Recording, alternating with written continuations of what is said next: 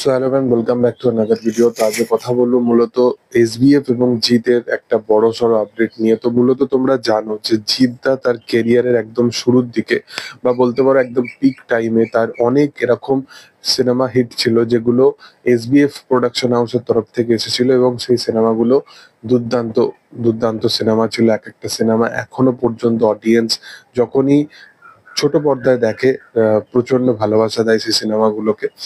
তো মূলত জিদ্দা এই মুহূর্তে যেরকম লুক রাখছে, যেরকম কাইন্ড অফ তাকে আমরা লুকেতে দেখছি, কেউ দেখলাম আপডেট দিচ্ছে যে জিদ্দাকে আমরা বসের মতো সেই লুকটাই আবার দেখতে পাচ্ছি। তো আবার হয়তো বসের পার্ট 3 হয়তো আসতে পারে।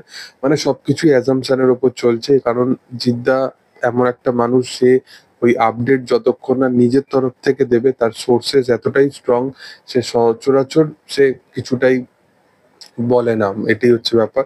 এবং সে ওই সারপ্রাইজিং ফ্যাক্টরটা সেটা সবসময় অডিয়েন্স এবং তার মধ্যে এই যে গ্যাপটা সেটা সবসময় রাখার প্রচেষ্টা করে এবং মেনটেন করে।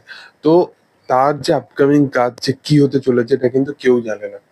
তাকে কখনো মানে অনেক রাইটারদের সাথে এখন বিশেষতভাবে দেখা যাচ্ছে, অনেক সময় হরনাথ চক্রবর্তীর সাথে দেখা যাচ্ছে। তো সবাই সবার আলাদা আলাদা ভাবে অ্যাজাম্পশন করে নিয়েছে। যেমন স্ত্রীর যে রাইটারটা আছে বা জওয়ানের যে রাইটারটা ছিল, যার সাথে মানে রীতা বরির যার সাথে বিয়ে হবে কদিন পর, তো মুম্বাইতে সে থাকে। তাদের বাড়িরই মানে প্রতিবেশী হিসাবে জিদ্দার ফ্ল্যাট তাদের বাড়ির খুবই কাছাকাছি। তো সেই কারণে একটা তারা মিট করেছে।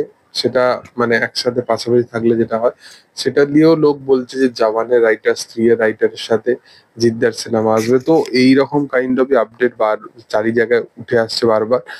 তবে যেটা আপডেট একটা বড় আবার উঠে এসেছে সেটা হচ্ছে যে এসবিএফ প্রোডাকশন হাউস মুম্বাইতে, যেটা প্রোডাকশন হাউস আছে সেইখানে মুম্বাই, যেটা শোনা যাচ্ছে যে মুম্বাইতে বাংলার সবচেয়ে বড় প্রোডাকশন হাউসের সাথে জিদ্দাকে মিটিং করতে দেখা গেছে।